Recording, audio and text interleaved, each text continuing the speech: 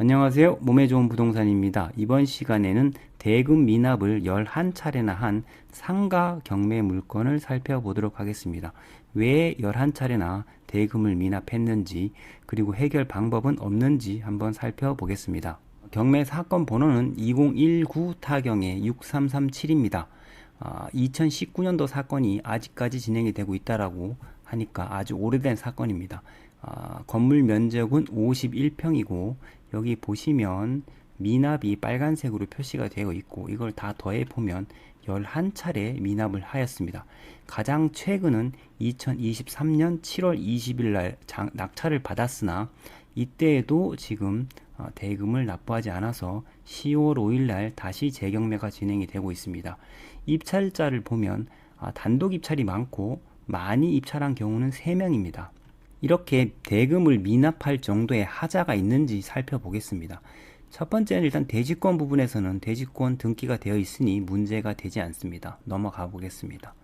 그리고 여기도 층이 3층입니다. 3층 302호와 303호 이니까 302호와 303호니까 혹시 이게 어떤 그 구분이 되지 않아서 이런 문제가 생기는가 이런 부분도 검토할 수 있는데 현황 사진을 보면 302호와 303호가 매각 대상에 포함이 되어 있습니다. 어떤 경우는 이 302호와 303호가 통합되어 사용되고 있으나 매각 대상은 302호만 되거나 303호만 되어서 이런 경우에는 구분이 되지 않았다는 이유로 대출에서 어려움을 겪는 경우가 있습니다. 근데 이 케이스에는 302, 303호가 통합되어 사용된다 하더라도 매각 대상이 302, 303호가 모두 포함이 되어 있으니까 어떤 대출에서의 문제도 일어나지가 않습니다.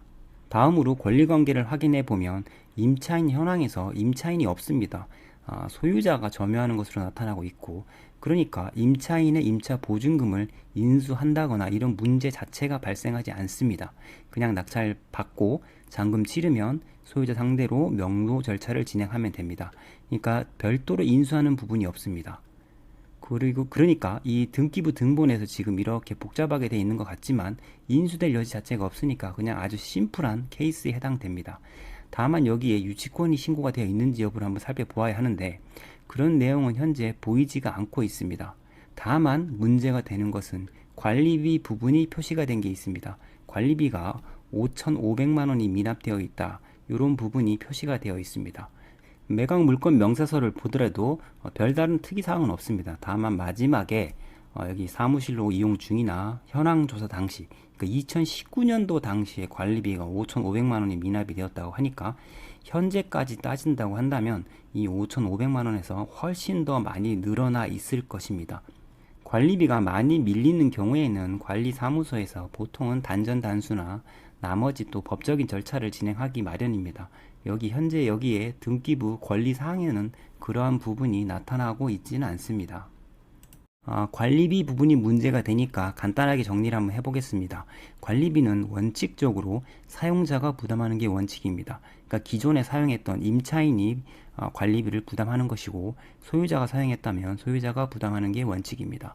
단 예외적으로 낙찰자가 부담하는 경우가 있는데 그것은 집합건물, 그러니까 아파트나 프라자 상가 등 구분 상가 같은 경우에 공용 부분에 대한 관리비, 전유 부분에서 발생하는 관리비는 승계하지 않지만 공용 부분에 대한 관리비는 승계를 하게 되어 있습니다. 모든 부분을 또 승계하는 것이 아니고 연체료 부분은 승계를 하지 않고 공용 관리비도 3년치에 해당하는 부분만 승계를 합니다.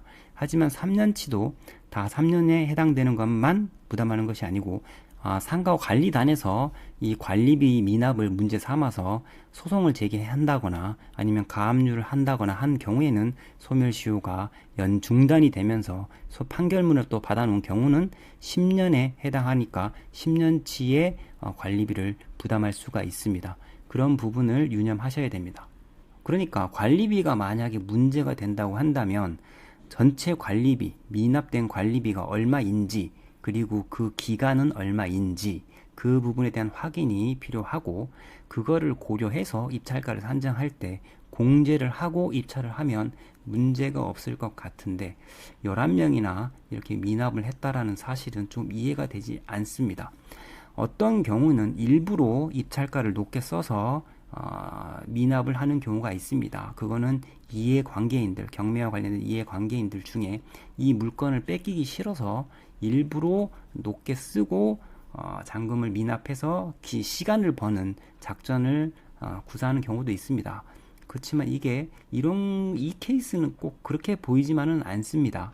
일부러 경매를 방해해서 자기의 소유권을 지키려고 하는 경우는 부채가 좀 적고 좀 더 비싸게 이거 매매가 가능한 경우에는 그렇게 하는 경우도 있고, 아니면 어떤 개발 호재가 있다던가 했을 경우에 그러한데, 이 케이스를 보면 부채를 이렇게 다 더해 보더라도 아마도 이게 지금 부채가 엄청 많이 붙어 있을 것 같고, 이거를 굳이 일부러 이 소유권을 지키기 위해서 이렇게 일부러 낙찰을 받고 입찰 보증금을 날리는 그런 작전을 구사하는 물건 같지는 않습니다.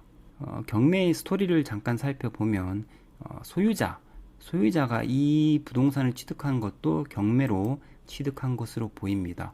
여기 보면 2006년도에 경매로 취득을 하였고, 그때 당시 이 소유자는 이 경매 물건을 임차인으로서 사용을 하고 있다가 낙찰을 받은 것으로 보입니다. 다른 특이점이 있는지 살펴보기 위해서 송달 내역을 좀 살펴보면, 지금 보면 세금에 대해서도 많이 들어와 있고 별로 특별한 사항이 보이지가 않고 있습니다. 그러니까 뭐 유치권 신고가 들어왔다든지 이런 내용도 전혀 없고, 어떤 소유자가 저항을 하고 있다라는 그런 느낌도 전혀 나지가 않고 있습니다. 정리를 해보면, 현장에 물론 가보지 않았기 때문에 현장에서 발생하는 변수는 예외로 하고, 예를 들면 어떤 하자, 건축상 하자 이런 부분들에 대해서는 논외로 하고, 권리상 드러나는 문제에 있어서는 지금 관리비 부분만 좀 문제가 될 뿐이지 나머지 부분에 대해서는 특이점을 발견할 수가 없습니다. 관리비 부분을 꼭 미리 유념하시고 입찰에 응하시면 되겠습니다.